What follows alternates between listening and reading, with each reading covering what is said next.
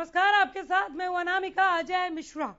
देश के कई हिस्सों में लू के कहर के बीच दिल्ली एनसीआर समेत हरियाणा राजस्थान में मौसम के मिजाज में अचानक बदलाव हुआ। दिल्ली में देर रात आंधी के साथ हल्की बारिश हुई तो वहीं हरियाणा के कई जिलों में आग से नुकसान की खबरें भी सामने आई हैं, जहां खेतों को नुकसान हुआ है। आज इसी अग्निकांड पर चर्चा करेंगे, लेकिन उससे पहले ये रिपोर्ट देखिए।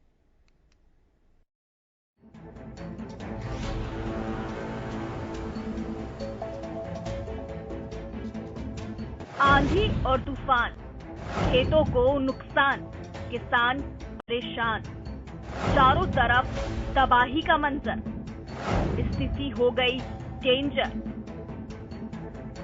आपने वो बात तो सुनी होगी, क्रोध और आंधी दोनों का तूफान एक जैसा होता है, क्योंकि शांत होने के बाद ही पता चलता है नुकसान कितना हुआ है।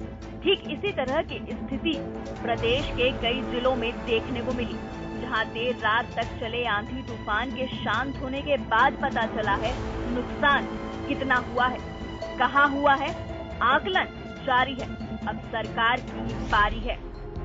दरअसल देश के कई हिस्सों में लू के कहर के बीच दिल्ली एनसीआर समेत हरियाणा राजस्थान में मौसम के मिजाज में अचानक बदलाव हुआ है। दिल्ली में देर रात आंधी के साथ हल्की बारिश भी हुई है, तो वहीं हरियाणा के कई जिलों से खेतों को हुए नुकसान की खबरें भी आई हैं। इस कड़ी में पानीपत के नगला पार गांव के आसपास के गन्ने के खेतों में आंधी और तूफान की वजह से खेतों में आग लग गई। आग लगने की वजह से करीब 15 एकड़ गन्ने की फसल को नुकसान होने की आशंका जताई जा रही है। देर रात लगी आग इतनी भयंकर थी कि दमकल विभाग की गाड़ियां पहुंचने से पहले ही सब कुछ खाक हो चुका था। तो वहीं आंधी तूफान का कहर गुरुग्राम में भी देखने को मिला, जहां मानेसर के सेक्टर 6 में भीषण आग लगने का मामला सामने आया। आग का तांडव ऐसा जिसने कई झुग्गियों को तो कहीं इंडस्ट्रियल स्क्रैप को मिट्टी कर दिया। स्थिति ऐसी बन गई थी, दर्दनाक हादसे में एक महिला की झुलसने से मौत हो गई है। तो वहीं ककरौला गांव के पास की झुग्गियों में लगी भीषण आग से ऐसी तबाही हुई कि चारों तरफ चीख पुकार मच गई, क्योंकि झुग्गियों में रखे सिलेंडरों में रुक रुक कर ब्लास्ट हो रहे थे। तो वहीं भीषण आग का सबसे ज्यादा असर मानेसर के सेक्टर 6 स्थित स्क्रैप में देखा जा रहा है, जहां इंडस्ट्रियल स्क्रैप जमा था, जिसमें प्लास्टिक, रबड़ और अन्य स्क्रैप का सामान स्टोर किया हुआ था। यहाँ की आग इतनी भयानक थी कि दूर तक इस भयावह स्थिति को देखा जा सकता था। फिलहाल इस मामले में कई लोगों की हालत गंभीर बताई जा रही है। ये आग रात को 10:21 पे हमें पहला मैसेज मिला था IMT मानेसर फायर स्टेशन पे। उसके बाद PFT के माध्यम से मैसेज मिला कि आग ज़्यादा है, तो सभी स्टेशनों से गुड़गांव, मानेसर, यापना, सोहना, पटौदी, उसके अलावा हमने अपना एयरफोर्स, DLF, आपकी मारुति, इसके अलावा रेवाड़ी, पलवल, बहादुरगढ़, आग की भयानकता को देखते हुए सभी DC साहब के आदेश से सभी जिलों से हमने गाड़ियाँ अपनी मंगाई। अच्छा, ये लगभग 25 से 30 एकड़ में फैला हुआ था, जिसमें जंक डीलर अपना कबाड़ा इकट्ठा किए हुए थे और साथ ही अपने झुग्गियाँ भी बनाई हुई थी। तो करीब 10-12 हो गए। अच्छा। और एक एक्सपायर कर गए। सर एक कोना से आग लगी थी, उसको बाद में आगे तक चल गई, इतना बड़ा बड़ा गोला गिरा तो मेरा तरफ भी पूरा जल गया। यहाँ पर ही तो सुने, मेरा बीवी बोला था कि एक ही ये है। अच्छा।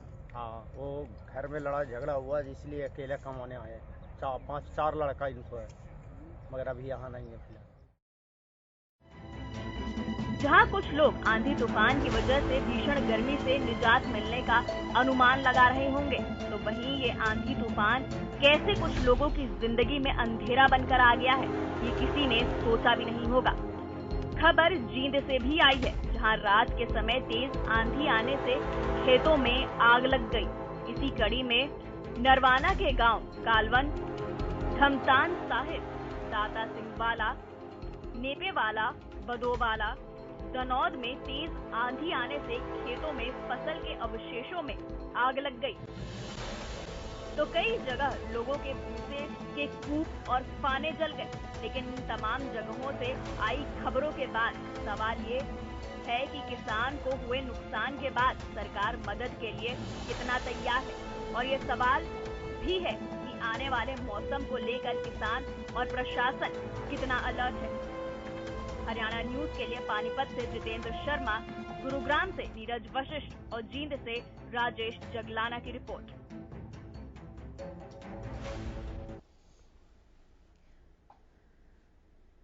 देखा आपने इस रिपोर्ट में चारों तरफ तबाही का मंजर, स्थिति बहुत डेंजर हो गई। आगे इस तरह के खतरे और भी हैं क्या, जानने के लिए पैनल में हमारे साथ डॉक्टर चंद्र मोहन है, आप मौसम विशेषज्ञ हैं। बहुत स्वागत है डॉक्टर चंद्र मोहन आपका। हमारे 3 संवाददाता हैं, एक एक करके मिलवाती हूँ। नीरज वशिष्ठ, ब्यूरो चीफ गुरुग्राम से, राजेंद्र दैया, संवाददाता बल्लभगढ़ से, जयप्रकाश भाटी, संवाददाता फरीदाबाद से।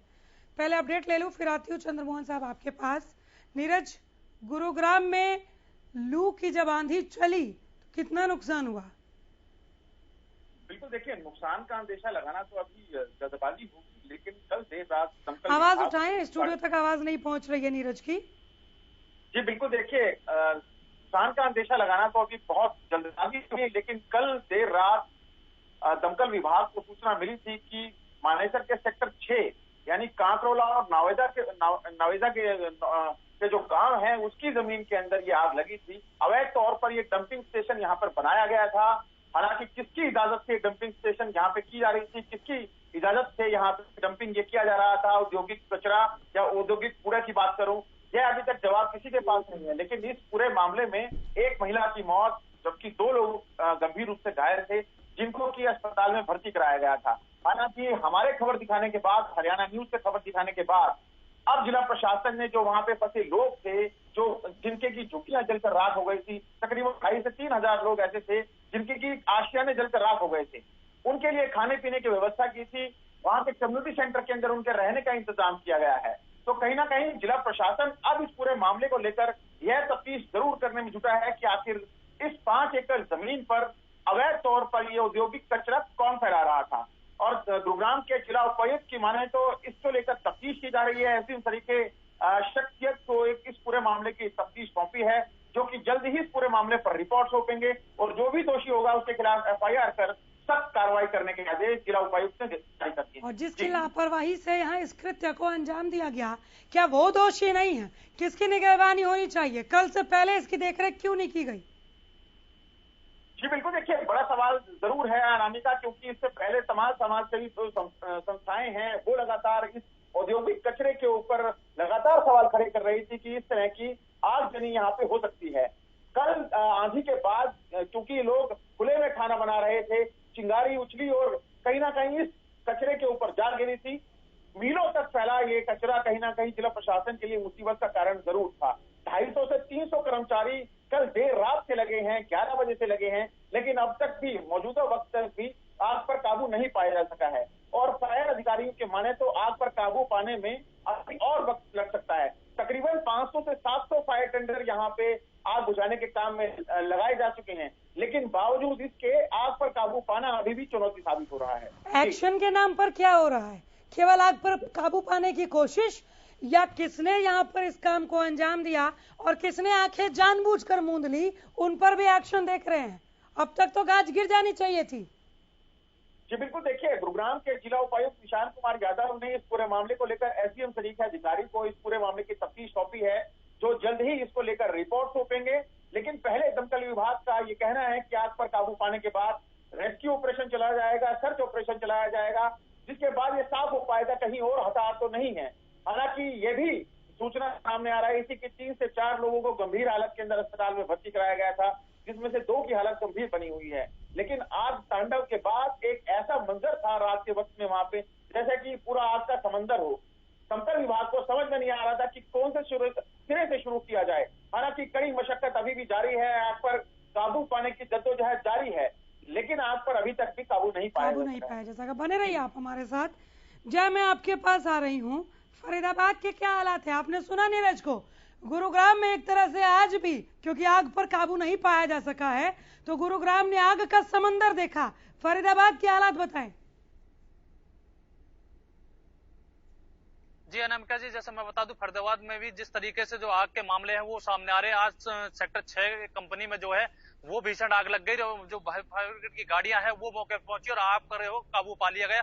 और इससे पहले भी एक अपना जो सिविल अस्पताल है उसके पीछे खड़ी गाड़ियों में भी आग लग गई। उसके कारण आग का कारण जो है वो अभी तक पता नहीं चल पाया, लेकिन वो जो गाड़ियां थी वो जलकर पूरी तरीके से खाक हो गई। और वहां घास फूस के पूरे होने की वजह से आग का कारण जो है वो बताया जा रहा है कि उनमें आग लगी। उसके बाद जो आग है गाड़ियों तक पहुंची और आग इस तरीके से पहुंची कि पूरी गाड़ियां हैं जो वो जलकर खाक हो गई।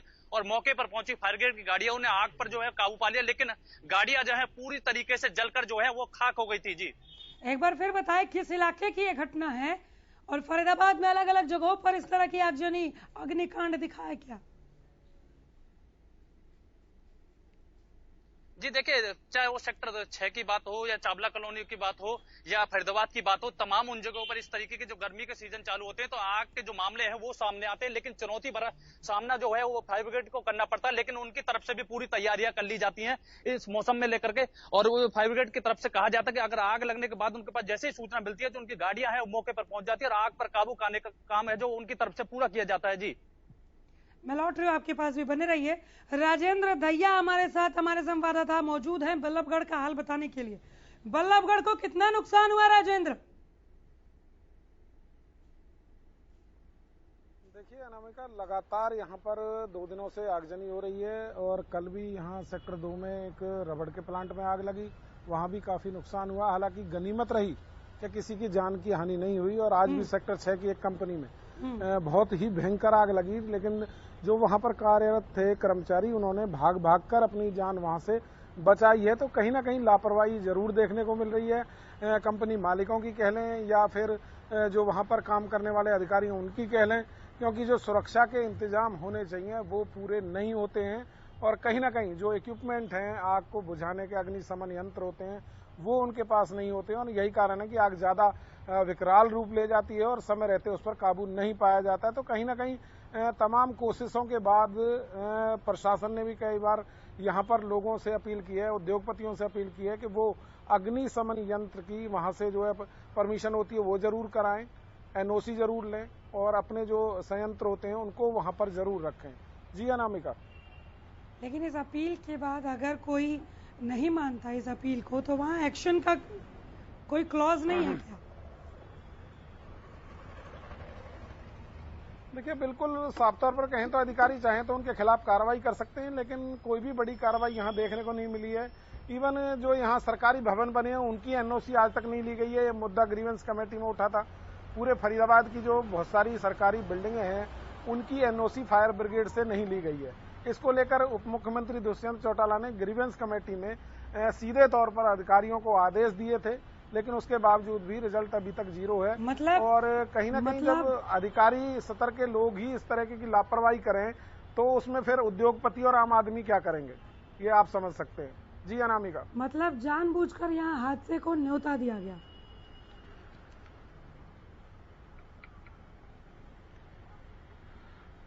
देखिए जो हालात हैं उनसे तो यही अंदाजा लगाया जा सकता है कि जानबूझकर ऐसे जो हादसे हो रहे हैं, क्योंकि अगर पहले से इस बात को लेकर सतर्क हो जाएं, क्योंकि गर्मी का मौसम है और गर्मी लगातार अपने जो प्रचंड में है और बढ़ती जा रही है, तो उसको लेकर तो पहले से ही जो चाहे उद्योगपति है या आम आदमी है या कोई अन्य अधिकारी है उनको पूरे जो संसाधन है वो जुटा के रखने चाहिए। कभी भी ऐसा हादसा हो सकता है, घर में भी हो सकता है, बाहर भी हो सकता है, क्योंकि गर्मी ज्यादा है, लेकिन उसके बावजूद भी रेजिडेंशियल इलाके के लिए भी कई मानक तय हैं जिनको फॉलो करना जरूरी है।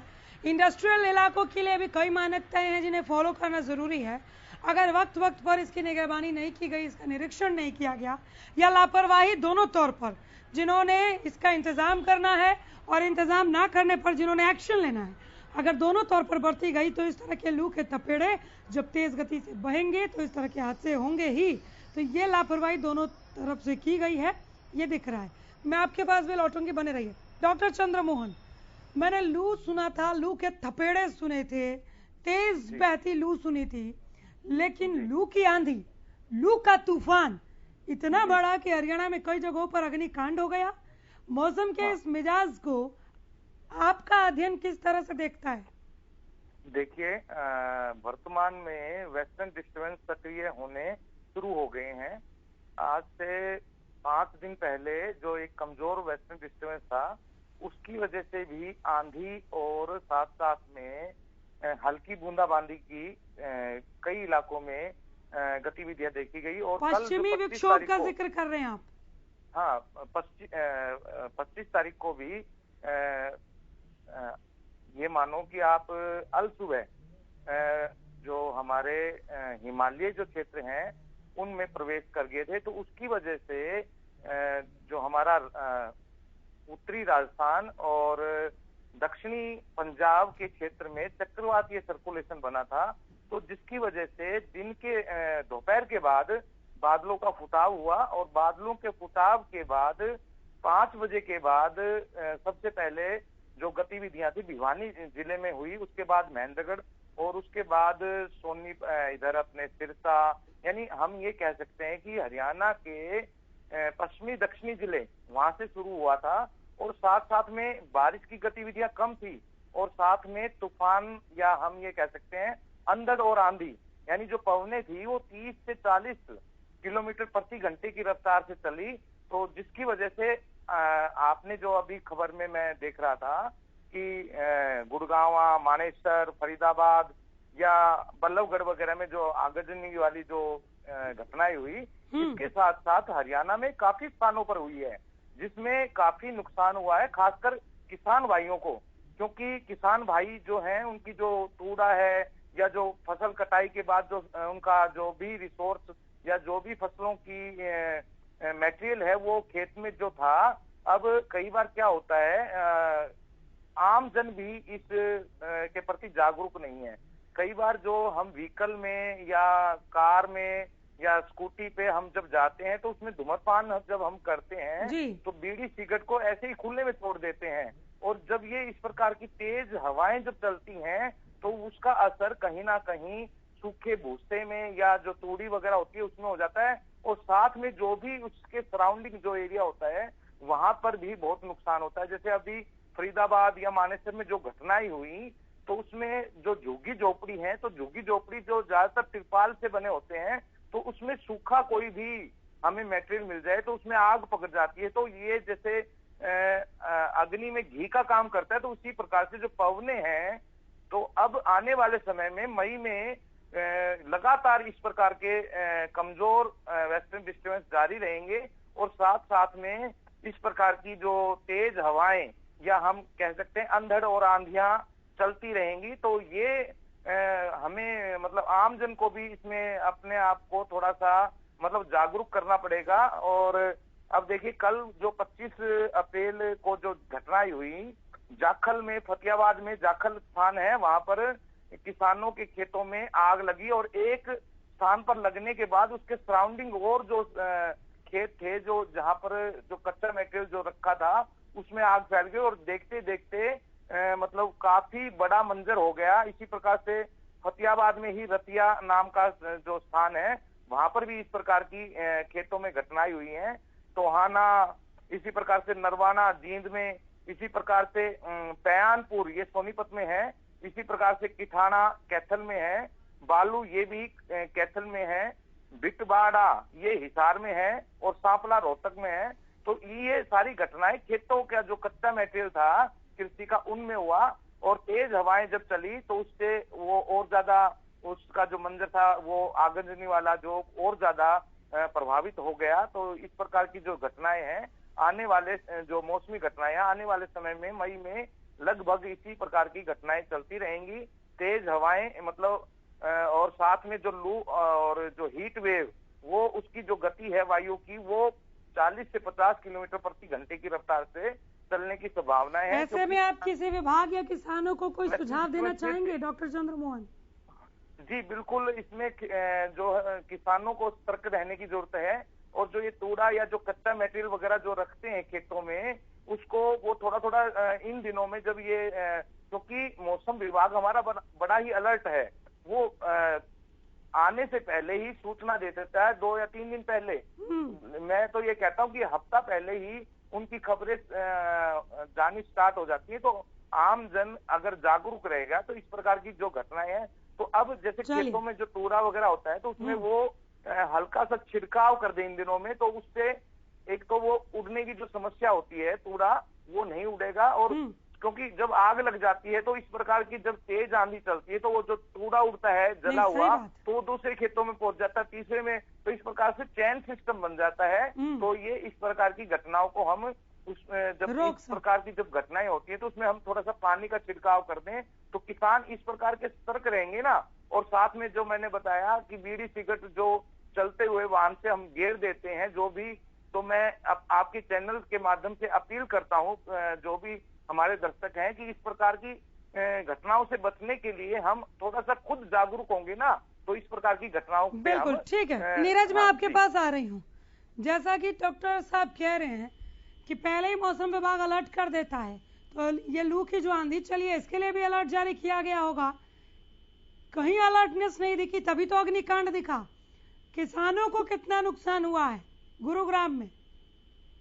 देखिए अनामिका, इसमें दो लैप्स हैं। पहला लैप्स तो ये है कि औद्योगिक कचरे को यहाँ पे किसी शहर पर डंपिंग किया जा रहा था। बिल्कुल। दूसरा लैप्स ये भी है कि मानेसर नगर निगम का गठन हुए काफी वक्त हो चुका है और नगर निगम की रिस्पॉन्सिबिलिटी होती है कि ऐसे कचरे का निस्तारण करे, निस्तांतरण करे। तो अब नगर निगम ने क्यों नहीं इस कचरे की तरफ ध्यान दिया? क्यों इतने बड़े तौर के ऊपर इतने विचित्र क्षेत्र के अंदर इस कचरे को डंपिंग हो जाने दिया और नगर निगम के अधिकारियों को इसकी कानो कान खबर नहीं हुई? कहीं आधिकारिक मिली भगत के चलते तो यहाँ पे अवैध तौर पर डंपिंग स्टेशन नहीं चल रहा था। ये ऐसे तमाम ऐसे पहलू हैं जिन पर एसडीएम सरीखे अधिकारी को इसकी तफ्तीश में लगाया गया है। गुरुग्राम पुलिस के अधिकारी इस पूरे मामले की तफ्तीश में जुटे हैं। दमकल विभाग के कोई टाइम ड्यूरेशन भी दिया गया है क्या इस तफ्तीश के लिए? क्योंकि डॉक्टर चंद्रमोहन कह रहे हैं कि पूरे मई इस तरह की स्थितियां बनी रहेंगी, ऐसी परिस्थितियां बनी रहेंगी। टाइम ड्यूरेशन बहुत जरूरी है तफ्तीश के लिए। जी बिल्कुल। देखिए अनामिका, कल जिस तरह का माहौल था, आंधी का माहौल था, आंधी के माहौल के बाद लाइट नहीं थी, जो वहां पे झुग्गियों में रहने वाले लोग हैं वो खुले में खाना बनाने के लिए मजबूर थे।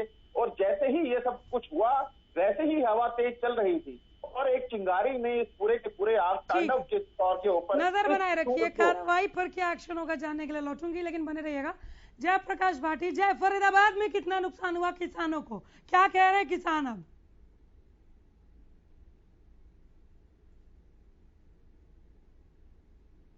मैं जय को सुन नहीं पा रही। कोई भी नुकसान नहीं हुआ। और शहरी क्षेत्रों की अगर बात की जाए तो बोलिए। अगर किसानों की अगर बात की जाए तो किसानों का कुछ भी नुकसान जो है फरीदाबाद में नहीं हुआ है। और शहरी क्षेत्रों की अगर बात की जाए तो शहरी क्षेत्र में अपना सिविल अस्पताल आता, उसके पीछे जो एम्बुलेंस की गाड़ियां जो खड़ी हुई थी वो आगजनी में खराब 15 के करीब जो गाड़ियां हैं वो जलकर खाक हो गई। और वहीं औद्योगिक क्षेत्र की अगर बात की जाए तो औद्योगिक क्षेत्र में भी कहीं ना कहीं जो रबड़ की फैक्ट्रियां हैं और जो निजी कंपनियां हैं उनमें कहीं ना कहीं आग लगने का जो मामला है वो सामने आया। उन लाखों का जो माल है उनका जलकर जो खाक हो गया है। और इस तरीके से अगर अग्नि जो मामले हैं वो फरीदाबाद में सामने आ रहे हैं। ये 15 गाड़ियां जिनमें आग लगी, ये 15 के 15 एम्बुलेंस थे। जी बिल्कुल। ये कंडम जो गाड़ियां थी सरकारी हॉस्पिटल के बिल्कुल पीछे पार्किंग में खड़ी हुई थी। लेकिन आगजनी का जो मामला है अभी तक स्पष्ट नहीं कहेगा किस कारणों से जो आग जो है इन गाड़ियों में लगी है। नजर बनाए रखिए, फिर अपडेट्स के लिए लौटेंगे। राजेंद्र, बल्लभगढ़ में नुकसान किसानों को हुआ है क्या? देखिए, सीधे तौर पर कहें तो पिछले दिनों खेतों में आग लगी थी और उससे किसानों को नुकसान भी हुआ। लेकिन नुकसान का आकलन करना तो अभी बेमानी होगी, क्योंकि जिस तरीके से नुकसान हुआ है तो उसकी गिरदावरी होगी और गिरदावरी के हिसाब से उस नुकसान का आकलन तय किया जाएगा। और सबसे बड़ी बात यह, आग जहां लगती है तो नुकसान का आकलन करना जल्दी से संभव नहीं हो पाता, क्योंकि उसमें बिल्डिंग भी जो है पूरी तरह से खराब हो जाती है। सामान तो होता ही होता है और साथ में बिल्डिंग भी जो है जहां आग लगती है तो वो भी खराब हो जाती है। तो सवाल सबसे बड़ा यही है कि उसके बचाव के लिए हमें पूरी तरह से तैयार भी रहना चाहिए और इसको लेकर प्रशासन को भी सजग रहना चाहिए और लोगों को भी जागरूक करना चाहिए। जी अनामिका। चलिए, बहुत शुक्रिया राजेंद्र। आप भी नजर बनाए रखिए, जो भी अपडेट होगा या नई सुर्खियां हम तक जरूर पहुंचाइएगा। आंधी तूफान और नुकसान, इस नुकसान की भरपाई कैसे होगी, आगे इस तरह का नुकसान ना हो, ऐसा भयानक मंजर देखने को ना मिले, इसे कैसे सुनिश्चित किया जाए, इसी पर हम पैनल के साथ बैठे थे। देखते रहिए हरियाणा न्यूज। नमस्कार।